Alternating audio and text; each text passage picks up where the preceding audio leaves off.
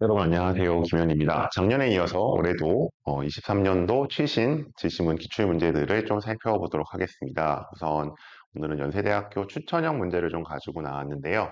연세대학교 교과전형 추천형은 이제 원래는 오전 오후 문제가 항상 두 세트씩이 나오다가 이제 올해 같은 경우에는 오전 한 세트만이 일단 면접이 진행되고 치러졌습니다. 큰 변화는 없습니다. 이제 전통적으로 이제 21학년도 이후에 연세대학교 면접은 기본적으로 제시문이 약 두 장에 걸쳐 있고, 그 다음에 논제가 거기에 두 개가 나오며 이제 제시문이 구체적으로 한 패러그래프 4개, 그리고 마지막 단락은 자료가 나오는 그런 형태인데요. 지금 보시게 되면은 뭐 큰 변화는 없이 제시문 3개 그대로 들어가 있고요.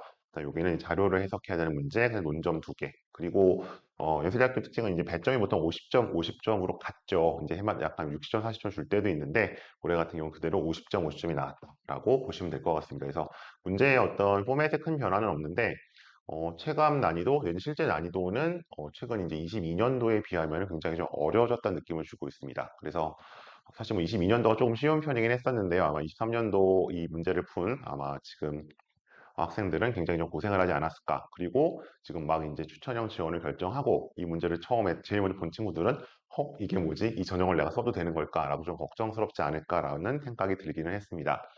자, 근데 우선 그럼 우리 항상 제가 말씀드리는 거죠. 이렇게 문제가 나왔을 때 지심은 가부터 달려드는 것이 아니라 먼저 뭐를 봐야 된다? 우리가 논제 분석을 먼저 해야 된다고 그냥 말씀을 드리죠. 그래서 논제 분석이란 무엇이다? 여기 나와 있는, 그러니까 지시문이 먼저 나와 있지만 논제 분석을 먼저 해야 된다. 그래서 이유는 두 가지라고 말씀드렸어요. 첫 번째, 논제 분석을 하게 되면 우리가 제시문에서 어떤 키워드가 나올지 짐작을 할 수 있다. 두 번째, 너무나 자연스러운 거지만 우리가 만일에 제시문의 가나다라를 다 읽고 논제를 보게 되면 어떻게 된다 그랬어요?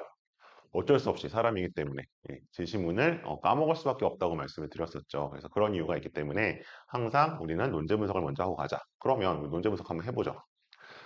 여기 좀 나와 있는데, 자, 1번 제시문. 자, 조금 우리 표시를 하면서 가보도록 해볼게요.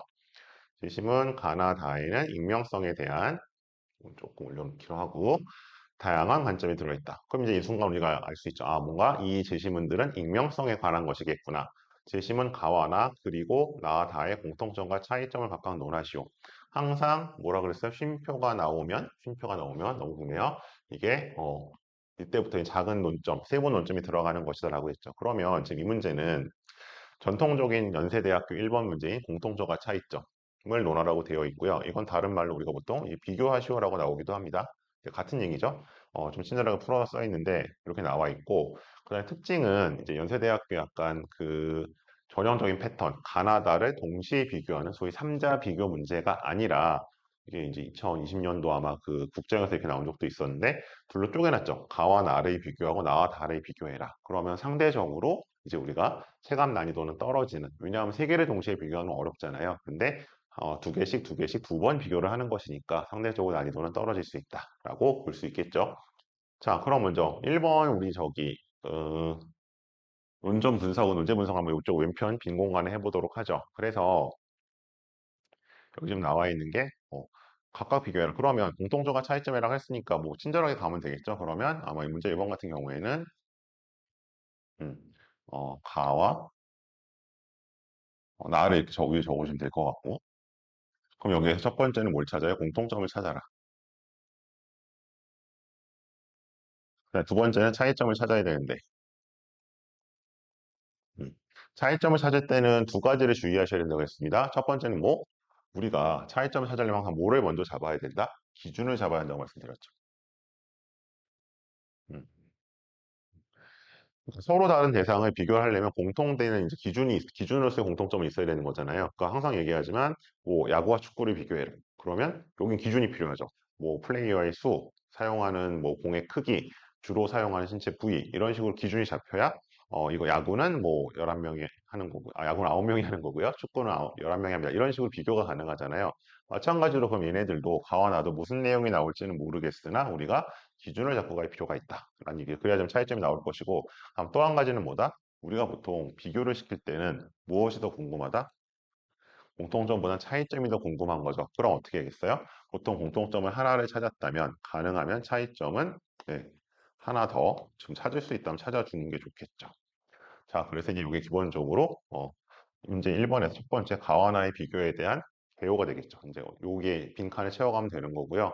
이제 이렇게 놓고 보니까 어떻게 되는 거예요? 아, 이건 사실상 우리가 논제 분석을 할 때부터 어떤 식으로 답안이 구성이 될지 혹은 어, 표를 만들지가 좀 처음부터 이렇게 참 위치를 잡고 가야 된다는 거죠. 자, 그러면 이제 두 번째 논점도 마찬가지죠. 나와다의 공통점과 차이점도 가야 되는 거니까 그러면 나와다도 이렇게 써주고요. 마찬가지로 그럼 얘네들은 공통점이 뭐가 있고 차이점이 뭐가 있는지 그걸 쓰시면 되겠죠. 마찬가지로 여기도 기준이 필요할 거고요.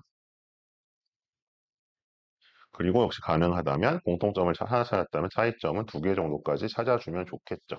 물론 이제 뭐 반드시 두 개를 찾아야 한다 이런 건 아닙니다. 하지만 기본적으로 공통점보다는 차이점을 좀 하나 더 찾으려는 일단 기본적인 자세가 좀 필요할 것 같다는 말씀을 드리는 거죠. 자, 그래서 일단 1번의 개요가 이렇게 정리가 논점 분석이 되는 거고요. 이거 여기까지 해놓고 이제 문제로 가야 한다는 거죠. 자, 이게 이제 문제 1번의 어떤 어, 분석이라고 보시면 될 것 같습니다. 자, 그럼 2번은 어떻게 갈 거냐? 나의 조사 결과를 요약하고 역시 여기 하나 있었죠. 요약하는 게 하나 있어요. 그다음에 나와 나를 바탕으로 그 결과를 설명하시오. 그러면 얘는 쪼개좀 정리를 해볼게요. 자, 얘는 또 조금 위로 치워놓고 자, 그럼 이제 첫 번째, 이번에 첫 번째 해야 될 건 뭐였어요? 첫 번째 우리가 해야 될 거는 라의 결과를 요약 정리하는 거죠. 라 결과를 정리하는 거. 근데 여기서 조금 주의하실 점 잠시 후에 말씀드릴게요. 다음, 두 번째 큰 논점 뭐였어? 이거를 나와 다를 바탕으로 결과를 설명해라. 그러면 두 번째 논점은 첫 번째는 일단 이 라하고 뭐를 연결시켜주면 되는 거예요? 음, 라를 연결시켜주면 되는 거고 두 번째는 라하고 그다음에 다를 연결시켜주면 되겠죠. 제가 여기서 연결이라는 표현을 썼잖아요. 왜냐하면 지금 논제에서 뭐야? 그 결과를 설명하시오였죠. 설명하시오는 그냥 해당되는 부분을 연결해주면 돼요. 근데 이게 만일에 평가가 되면 어떻게 해야 된다? 평가가 되면 이 둘의 논지가 서로 일치하는 것인지 일치하지 않는 것인지를 명확하게 방향성을 잡아줘야 되는 거죠. 그래서 만약 일치한다면 뭐 타당하다. 일치하지 않으면 뭐 부당하다. 이런 식으로 이제 평가까지 가야 되는 겁니다. 하지만 이 문제는 뭐였어요? 그냥 설명하라고 했으니까 연결하는 것까지만 해주면 충분하겠죠. 일단 여기까지가 기본적으로 논제 분석이, 논점 분석, 논제 분석이 되는 거고요. 근데 하나 주의할 점. 많이들 실수하는 게 이제 지금 작년 문제 풀어본 선배들 말을 들어봐도 그렇고 이번에서 이제 라 결과를 요약 정리하라고 하니까 되게 고민들을 한 거예요. 왜냐하면 정보가 엄청나게 많잖아요. 그러니까 예를 들어서 지금 여기 위에 네 가지 항목이 있고 밑에 세 가지가 있으니까 우리가 전체 다 합치면 몇 가지를 설명할 수 있어요? 12가지를 설명할 수 있죠. 근데 지금 그 12가지 여기서 다 설명할 필요는 없다는 거죠. 왜? 우리가 결국 문제 이원에서 요구하는 건 뭐예요? 나하고 다하고 연결되는 부분만 찾으면 되는 거잖아요. 연결되는 부분. 그래서 그 부분에 해당되는 부분들만 라에서 결과를 정리를 하고 그 다음에 가면 된다는 거죠. 근데 지금 이제 보시면 여기 이제 크게 보면 어쨌든 구분해 있을 때 크게 이제 여기 세 가지가 있잖아요. 그러면 이건 아마 해당되는 부분을 연결을 지었을 때 아마 저 정도만 우리가 일단 대략 세 가지 정도를 정리하게 되지 않을까라는 걸 이제 짐작을 할 수 있는 거죠. 왜냐하면 이제 여기서 보시면 익명, 실명, 수평, 수직. 그냥 이건 서로 지금 변수를 넣은 거잖아요. 수평이냐 수직이냐, 익명이냐 실명이냐 이 두 가지 변수에 따른 변화를 세 가지 항목에 대해서 보고 있는 것이기 때문에 아마 이 셋 정도를 정리하면 충분하지 않을까라고 짐작을 해볼 수 있는 겁니다. 그래서 일단 이제 구체적으로 한번 얘기를 하겠지만 라 결과 정리할 때 이거 다 말할 필요 없는 거고요. 밑에서 이 두 번째 논점에 쓸 부분들만 찾아서 정리를 해주시면 충분합니다. 그리고 그렇지 않으면 시간을 넘기게 되겠죠. 자, 일단 여기까지 이렇게 논제 정리가 되는 거고요. 이제 그 다음에 구체적으로 문제를 좀 보는 걸로 가야겠죠. 자, 그래서 이 문제를 좀 보면 넘어가 보도록 하겠습니다. 자, 그럼 이제 오늘 좀 살짝 지우고요. 자, 문제를 봅시다. 주시면 가를 한번 보죠. 우리가 지금 어떤 걸 공통점이라는 걸 알 수 있어요? 익명성이라는 거였죠. 그러면 기본적으로 우리가 연대 문제 조금 본 친구들은 어떤 짐작을 할 수 있어요? 아마 뭐 익명성에 대해서 얘 뭐 좋은 점, 나쁜 점 되게 단순하고 유치하지만 그런 얘기를 하지 않을까라는 걸 조금 우리가 추측해 볼 수 있죠. 그러면 실제로 그런지 아닌지 한번 보겠습니다. 자, 제시문 가를 보시면 인간은 타인에서 벗어났을 때 과연 윤리적일 수 있는가? 칸다르우스 왕의 다스린 리아 공에 가게처럼 목동에 살았다. 그래서 쭉 나오는데 여기 필요한 용어만 좀 보고 갈게요. 그래서 무슨 반지를 하나 얻었는데 투명 인간이 된대요. 투명 인간. 그리고 좀 표시를 해본다 가정해도 지원. 자, 투명 인간이 될 수 있고. 그러니까 투명 인간이 되면 어떻게 여기 나오는 거죠? 남들의 시선에서 벗어날 수 있죠. 그랬더니 어떻게 해서 자연스럽게 나쁜 마음을 먹게 됐대요. 그래서 들어가서 이제 뭐 왕비를 없다 이런 나쁜 짓들, 암살하고 이런 나쁜 짓을 한 거죠. 자, 그러면 진심은 가에서 얘기하는 건 뭐였어요? 기본적으로 지금 여기서? 그래서 자, 익명성이 확보됐어요. 그랬더니 뭐를 한 거예요? 이제 나쁜 짓을 한 거죠. 너무나 자연스럽게. 그러니까 이제 뭔가 원래는 아니었을지 모르겠지만 어쨌든 그 속에 있던 뭔가 악한 본성이 발현이 되는 거죠. 이 정도 얘기를 볼 수 있을 것 같고요. 그다음 재심은 나로 가면 나에선 어떻게 나옵니까? 역시 그럼 우리가 익명성을 좀 찾아야 되는데 그러니까 위에는 뭐 익명성이라는 단어가 명시가 안 나왔죠. 여기 익명성이라는 단어가 명시적으로 나오죠. 음. 그래서 원래는 이성과 주관에 따라서 합리적이고 도덕적인 사람이었었는데 이 익명성이 생기니까 어떻게 된다는 거예요? 이 지도자의 말에 따라서 밑에 보시면 직관과 감정에 따라 움직이고 그 다음에 흥분하고 변덕을 부리고 폭력을 한다. 이것도 어쨌든 나빠지는 거네요. 그럼 마찬가지로 나도 무슨 얘기를 하고 있다? 익명성이 생기니까 뭔가 이제 뭐가 폭력적이 되고 뭐 흥분을 하고 이렇게 된다. 감정적이 된다는 얘기를 하고 있는 거죠. 근데 이거는 기본적으로 뭐였어요? 이거는 원래 이 사람들이 이랬다는 것보다는 무엇 때문에 이게 촉발된 거예요? 이제 사회 변화에 따른 내지는 약간 지도자의 선동 이런 게 들어가 있는 거죠. 이 들어가 있다라고 보는 거고요. 그러면 바로 갑시다. 그럼 이거 먼저 좀 비교를 하고 갈까? 그럼 가와나를 우리가 비교하라고 이제 1번 논제가 있었잖아요. 그래서 우리가 표를 어떻게 썼었냐면 지금 자, 그러면 가가 있고 나가 있다. 그럼 아까 우리가 여기 공통점을 한번 찾으려고 했었고 차이점을 가능하면 두 개를 찾자고 했었어요. 근데 이제 여기서는 기준이 좀 필요했다. 그러면 가와나는 공통적으로 어떤 얘기를 하고 있어요? 익명성이 생겼더니 상황이 좋아진다, 나빠진다, 나빠진다. 그러면 여기서 이제 그러면 뭔가 익명성이 뭔가 개인의 행동에 미치는 부정적인 영향에 대해서 얘기를 하고 있죠. 음. 자, 그럼 차이를 해야 되는데 차이는 기본적으로 먼저 뭐를 잡고 가야 된다? 기준을 잡고 가야 된다. 그러면 봤더니 뭐 익명성이 확보되니까 나쁘게 되는 거뭐 이런 얘기 쭉 나왔었는데 어 근데 일단 가장 첫 번째 눈에 띄는 건 뭐가 있어요? 가는 기본적으로 이제 근대 이전에 어떤 시대적인 배경이 좀 다르죠. 가와나가 얘기하고 있는 시대가 이것은 뭔가 약간 전통 내지는 전근대 한말로 옛날 얘기를 하고 있고요. 나에서는 무슨 얘기를 하고 있어? 이거는 비교적 산업화된 뭐 현대 사회를 얘기하고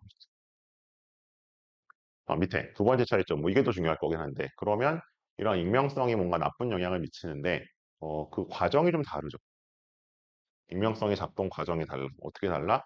가에서는 이게 익명성이 생기니까 여기서 자연스럽다 그랬잖아요. 자연스럽게. 그러니까 이제 뭔가 자연스러운 본성이 발현된 거죠.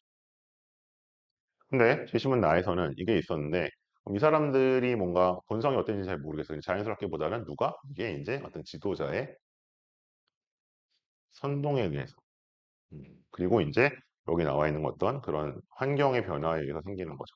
그 개개인의 책임이라기보다는 그래서 이게 주된 원인이 어디에 있는지 좀 다르게 나오는 거죠. 그래서 이제 이런 식으로 저희가 일단 첫 번째를 정리할 수 있고요. 자, 그럼 이제 나와 다로 한번 가봐야겠죠. 뭐 나와 다니 할 때. 자, 그러면 나는 우리 좀 정리가 됐고 다에서는 무슨 내용 나왔어요? 자, 도시문명의 발전은 뭐 쭉 나오는데 근데 이제 항상 우리 역접이 중요하잖아요. 역접 이후 나오는 내용이 진짜잖아. 근데 보면 그러나가 나오죠. 자, 그러면 이 앞의 내용이 아니라 이 다의 메인 메시지는 뒤에 있겠구나. 자, 익명성 나오죠. 익명성이 공동체 시절 인간적 교류를 사라지게 했다는 비판은 익명성이 지니는 독특한 이점을 보지 못한 데서 나온다. 그럼 여기서는 지금 무슨 얘기를 할 것 같아요? 이런 도시의 익명성의 장점에 대해 얘기를 아마 하겠죠. 이점이라고 했으니까. 자, 그럼 좀 뒤로 넘어가 봅시다. 또, 대화 나가죠. 뒤로 가면 이렇게 가야 되네요. 자, 그래서 익명성이 위협적이고 피폐한 것이 아니라 훨씬 더 인간적이고 해방적이다. 도시 익명성 형태를 쭉쭉쭉 나가서 여기에게 그에서 벗어날 수 있도록 만들어주고, 그러니까 뭐를 준다? 사람들이 교류할 수 있게 자유롭고 창의적이 되었다. 그러면 다의 요지는 한마디로 얘기하면 익명성의, 저 문장의 표현을 그대로 가져오자면 익명성의 이점이죠. 음. 그래서 이것이 뭔가 해방을 가집니다. 그래서 결국 뭐를 만들어 놓는다? 사람들이 자유롭고 창의적이 된다. 가 된다는 얘기를 하고 있습니다. 그러면 얘도 마찬가지로 이제 비교를 해봐야겠죠? 자, 그래서 그러면 여기 나를 놓고 여기 다를 놨을 때 그리고 공통점, 차이점, 뭐 가능하다면 두 개를 찾아주자고 했어요. 음, 그러면 나와 다인의 공통점은 기본적으로 이제 이거는 뭐 일단 조금 익명성이 뭐 여기 이제 하나 더 들어가도 되죠. 뭐 현대 도시라고 해도 상관없겠죠. 두 개가 이제 이거 시대적인 공통점이 나왔습니다. 익명성이 뭔가 사람에게 미치는 영향, 혹은 뭐 개인의 행동에 미치는 영향. 이렇게 키워드를 잡아 주실 수 있겠죠.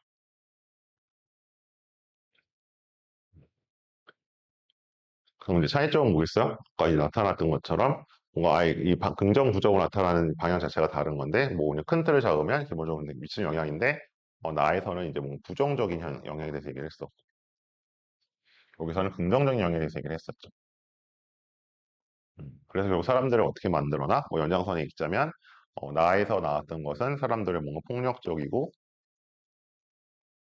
뭐 직관적이고 변덕 감정적이고 이렇게 만들어 놨었는데 다에서는 오히려 그것이 아니라 뭔가 자유를 주고 창의적으로 만든다.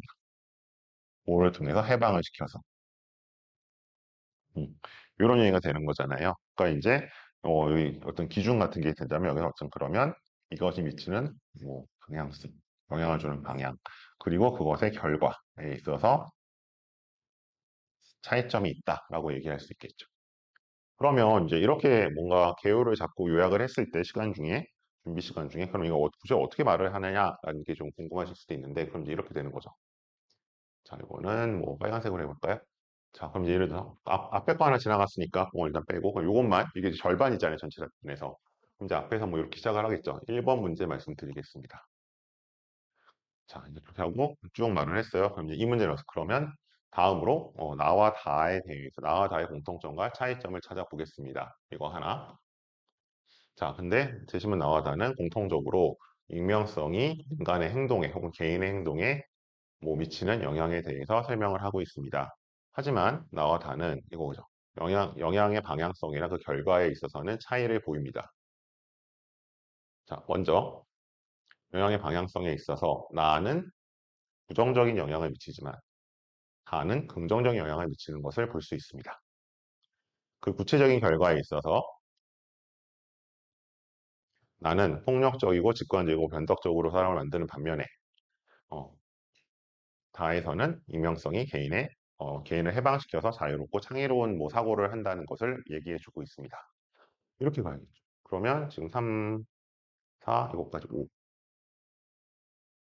대략 5문장. 그러면 이게 지금 뒷부분, 이 부분 했을 때 5문장이니까 다시 가와 나를 비교한 것도 몇 문장? 똑같은 구조였잖아요, 우리.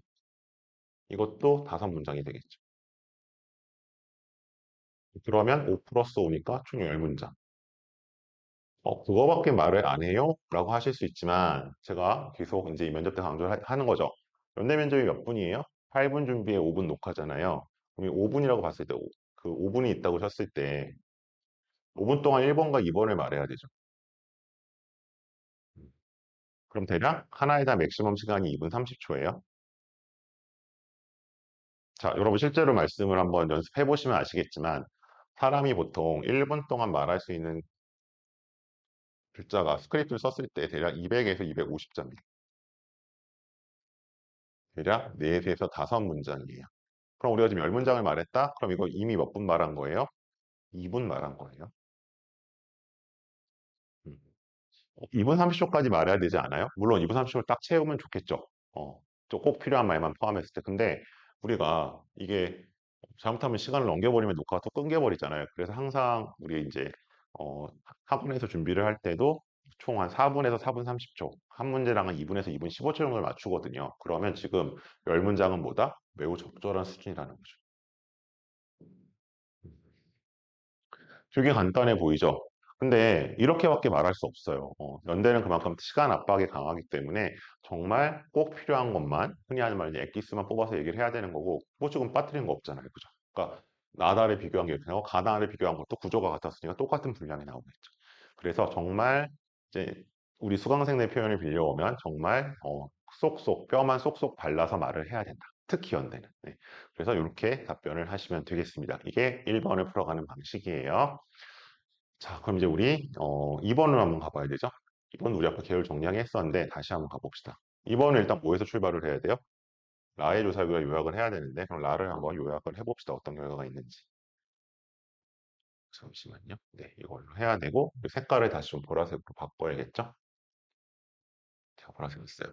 그러면 우리 한번 다시 써봅시다. 라의 조사결과 요약하고 나다를 바탕으로 그럼 큰 논점 이게 어떻게 된다 그랬어요? 먼저 해야 되는 건 라를 요약하는 거고 라를 정리하는 거고 그 다음에 이 정리 결과를 바탕으로 해서 일단 그러면 두 번째, 첫 번째로 할 일은 이 라하고 라를 연결시켜주고 그다음에 두 번째는 이 라하고 다를 연결시켜주라고 했죠. 설명이니까 그냥 연결만 시켜주면 된다 그랬어요. 해당되는 부분이 어디인지.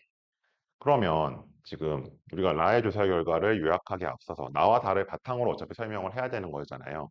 그러면 우리 나에서 나와 다에서 각각 어떤 얘기가 나왔었어요? 나에서는 뭐예요?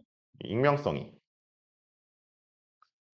사람들을 나쁘게 변화시키는데 특히 어떻게 변화시킨다? 사람들을 폭력적, 변동, 감정적 이렇게 바꾼다 그랬죠. 원래 도덕적이고 합리적인 사람들이었었는데 이런 얘기가 나왔었고 그 다음에 다에서는 어떤 얘기가 나왔었어요? 다에는 뭐 위에도 잠깐 보이기는 하지만 사람들이 이 익명성이 사람들을 해방시켜준 덕분에 어떻게 된다? 사람들이 창의적이고 자유로워진다. 이런 얘기 했잖아요. 그죠? 자, 그러면 지금 우리가 보면 지금 나와 다는 기본적으로 이제 둘 다 현대 도시에서의 익명성을 얘기하고 있던 공통점이 아까 있었죠. 그럼 그 공통점을 그대로 가져가고 왜냐면 이제 나에서도 지금 보면 뭐 보면 알겠지만 기업 A는 신제품 개발한 거니까 이것도 지금 시대적으로도 현대고 뭐 기업이 뭐 시골에 있을 수도 있지만 기본적으로 도시 생활이라고 보셔도 괜찮겠죠. 그러면 지금 여기 어떤 걸 넣어놨어요 지금? 그러니까 그 두 가지 변수를 설정을 한 건데 항상 여러분 이렇게 시험에 나오면 여기서 그 독립 변수를 보셔야 되는 건데 지금 이쪽 이 가로축이 지금 독립 변수죠. 음. 그리고 이제 거기에 따라서 여기 나오는 종속 변수 결과가 어떻게 달라지는지 종속 변수는 결과예요. 하고 이게 이제 원인인 거죠. 그러면 여기서 지금 변수는 두 개예요. 여기에 있던 여기 나온 것처럼 첫 번째는 뭐였어? 위계 차원. 음. 그러니까 뭐 높낮이가 있느냐? 다 같이 평등하냐? 그래서 이제 여기 뭐 수평적 대화방과 수직적 대화방이 있잖아요. 이게 이제 위계를 놓은 거죠. 그럼 높낮이가 있다는 거는 우리가 아까 나다에서 어느 쪽에 좀 보였었어요. 나에서 이런 익명성이 왜 촉발된다 그랬어? 여기서 이제 지도자 때문에 촉발된다 그랬잖아요. 지도자의 선동. 음.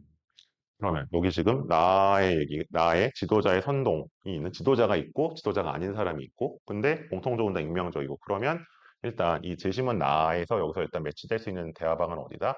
수직적 대화방 중에서 어디? 뭐 이제 여기 수직적 대화방이 해당이 되겠죠. 기본적으로 나는. 이거는 나랑 연결되겠구나. 그다음에 여기 이제 뭐 당연히 남은 거 하나는 다니까. 근데 여기는 이제 뭐 런 얘기가 별로 없었지만 여기 뭐 해방적이고 속박에서 벗어나 이런 얘기 하는 걸 보면은 기본적으로 여기는 이제 수평적 대화방. 그럼 이쪽이 다겠구나. 이런 걸 이제 짐작을 할 수 있는 거죠, 기본적으로. 그러면 그 다음을 이제 한번 가보면 여기 보면 지금 이제 나와 다를 우리가 좀 비교한 식으로 가야 될 건데 라를 정리할 때 첫 번째 요소 총 발원수를 한번 볼까요? 총 발원수를 봤더니 총 발원수는 기본적으로 어디가 높아요? 어, 자 정리해보면 총 발원수는 뭐 두 가지가 보이죠? 기본적으로 양쪽 다 공통적으로 어디가 높아? 아 어쨌든 익명이 높구나. 익명이 실명보다 높. 그다음에 또 한 가지 그러면 여기 수평 수직적 대화방 중에서는 뭐 익명에서는 뭐 그렇게 큰 차이가 아니라고 할 수는 있는데 기본적으로 어디가 둘 다 높게 나타났다? 수평적 대화방이 수직적 대화방보다 높구나. 이 정도를 일단 잡아낼 수 있겠죠? 그 다음에 두 번째 이제 종속 변수인 창의적 제한수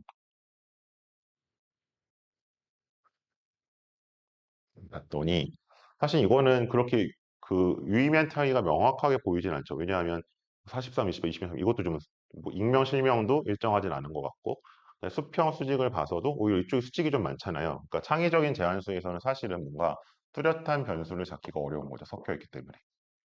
유의미한 결과가 이걸로서는 딱 나오지는 않는 것 같아요. 그냥 익명 대학수 이거 제일 많기는 하구나. 상대적으로 그렇긴 할 수 있는데 뭐 그 이상의 더 위에만큼 딱 떨어지는 건 지금 변수에 따른 건 안 나오는 것 같고요. 다음 밑에 가면 자 비난 감정적인 발언수를 보면 여기는 거기에 서 어쨌든 상대적으로 어디가 많아? 비난이나 감정은 자 아무래도 익명이 많고 그 다음에 수평적 대화방 이거는 근데 사실 뭐 일정치는 않죠. 수평 수직으로 딱 나눌 수는 없는 거 같고 뭐 여기 또 많은 것도 있기 때문에 어쨌든 근데 제일 많은 걸 따져보면 요거는 여기죠. 아 수직적 대화방 그러니까 수직의 익명이 겹쳐졌을 때 제일 많다. 제일 많다는 거고 창의적 제한도 뭐 요걸 써놓을 거야. 여기서 그러면 수평적 대화방에서 익명이 했을 때 어쨌든 제일 많긴 하구나. 이 정도만 여기 적어놓읍시다. 자, 이 정도네요. 그럼 적힌 게. 그럼 이제 요렇게 이제 정리를 하고 밑에 거랑 연결시켜 봐야겠죠. 그러면 지금 나랑 연결되는 부분은 기본적으로 뭐예요? 수직적인 부분인데 폭력, 변덕, 감정이네. 그럼 여기 이 세 가지 중에 폭력, 변덕, 감정은 뭐였어? 이거잖아요. 그럼 얘가 여기로 와야겠지. 그럼 라에서 지금 보면은 뭔가 그 비난이나 감정에 해당되는 거는 어디가 높다? 여기서 보면 실제로 익명이 높죠. 그 다음에 특히 이 익명에는 뭐가 수직적일 때도 높다는 거잖아요. 그러면 지금 이 지금 나에서 이 부분하고 연결이 되는구나. 그래서 이거는 이런 현상 뭐로 나로 설명 가능하다. 그래서 익명성이 사람들을 폭력적으로 만들고 해당한다. 이제 연결 지을 수 있겠죠. 그다음에 다와 연결되는 부분은 어디에 남았죠? 남았죠. 다와 연결되는 부분은 이런 얘기 나왔었는데 여기 단어가 겹치는 게 보이네요. 첫 번째 일단 뭐 있었어요? 창의. 음, 이 창의적인 제안수를 봤더니 뭐 이렇게 전체적인 틀은 잘 안 보이는데 어쨌든 뭐 어떨 때 제일 많이 나오더라? 수평 익명.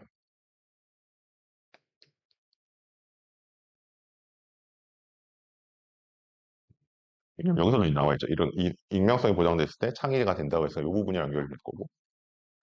그 다음에 두 번째 총 발언수. 그럼 발언수가 많다는 건 그만큼 상대적으로 표현의 자유를 누린다는 얘기잖아요. 그럼 얘는 뭐예요? 얘는 자유겠죠. 그러면 여기 이 자유를 연결되는 거죠. 이 부분하고 연결 지을 수 있겠구나 정도까지 돼야 되는 거죠. 그러면 마찬가지로 저렇게 그럼 됐는데 저거 발언 어떻게 해요? 너무 복잡해 보이는데 복잡하지 않습니다. 다시 정리를 해보면 그럼 얘도 마찬가지로 어디서 썼죠? 이번에는 뭐 노란색으로 해볼까요? 좀 잘 보이게. 자, 이렇게 그러면 저 답변 어떻게 문제 2번 답변 드리겠습니다. 음, 먼저 질문을 나를 정리해 보면 자, 첫 번째 총 발언 수는 익명이 실명보다 많았고 그 다음에 수평일 때가 수직보다 많은 것을 알 수 있습니다. 정도. 그 다음 창의적인 제안은 뭐 전체적인 유의미한 결과는 보이지 않지만 기본적으로 이 수평적이고 익명성이 결합된 곳에서 가장 많은 것을 알 수 있습니다. 자, 다음 비난과 비난하고 감정적인 발언 같은 경우에는 기본적으로 익명이 실명일 때보다 많았고, 그리고 특히 수직적인 저기서 익명이 결합되었을 때 제일 높게 나타났습니다. 이 정도로 나는 정리해 주면 되겠죠. 그 다음 이제 결합을 시켜야겠죠. 근데 그럼 이러한 음, 라의 내용은 어, 라의 내용 중에서 재심은 나와 연결되는 부분은 이 부분이라고 할 수 있습니다. 즉 익명성이 높고 뭔가 비난과 감정적인 발언이 가장 많은 부분은 재심은 나로 설명이 가능합니다. 왜냐하면 자 재심은 나에서는 이렇게 얘기를 하고 있는데 실제로 재심은 나에서는 익명성이 보장되었을 때 사람들이 지도자의 선동에 의해서 감정적이고 몽골한 것을 볼 수 있기 때문입니다. 그래서 여기서 기본적으로 익명성은 또 연결이 되지 6, 7이죠. 익명성이 연결이 되고 물론 이 수직적이라는 지도자의 선동과 연결되기 때문에 이것은 이렇게 설명이 가능합니다. 밑에서 거. 자, 라에 나타난 창의와 수직 익명, 창의적이고 수평적일 때, 수평적이고 익명적일 때 창의적인 발언이 많이 나온다는 것은 제시문 다의 이 부분과 연결이 됩니다. 이게 구조. 음. 왜냐하면 제시문 다는 기본적으로 제시문 나와 달리 수평적인 데다가 여기서 창의적인 발언이 가능하다는 것이 통하기 때문입니다. 그 다음 가시면 이제 여기 이제 그럼 이 자유라는 부분은 뭐랑 연결된다?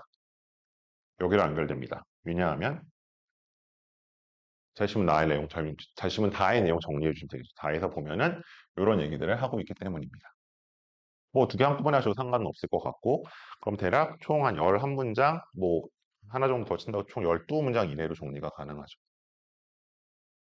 자 그럼 우리 아까 다시 돌아가 보면 1번이 몇 문장이었어요? 10문장이었잖아요. 지금 12문장 그러면 이게 보통 한 2분에서 2분 30초 정도 들어오는 분량이죠. 그럼 이제 이 답변은 대략 한 4분 30초에서 조금 넘어갈 수 있을 것 같아요. 4분에서 한 4분 30초 사이로 들어오는 답변이 되는 겁니다. 굉장히 컴팩트합니다. 그리고 해야 될 얘기 다 했고요. 그래서 정말 꼭 해야 될 얘기만 이렇게 쏙쏙 뽑아서 정리를 해주셔야지만 가능하다라고 말씀드릴 수 있을 것 같습니다. 그래서 지금 보셨던 것처럼 연세대 추천형 문제가 전년도에 비해서 또 그 전년도에 비해서 상당히 어려웠습니다. 이게 예외적인 현상이 아니라 2018년, 19년도에도 굉장히 어렵게 출제된 적이 있었거든요. 왜냐면 이게 OBS를 뽑기 때문에 면접에서 변별력을 가져야 하니까. 그래서 그냥 이렇게 저렇게 푸는 거구나 라고 보시는 것만으로는 실제로 답변하시기 어려울 거고요.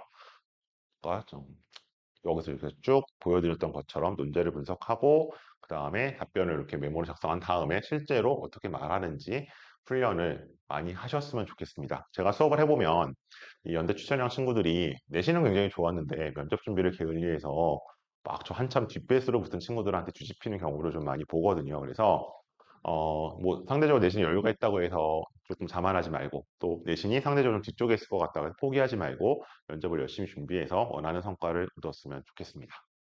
네, 그러면 연세대 추천형 우리 23년도 기출문제 해설은 이 정도로 마무리하겠습니다. 고맙습니다.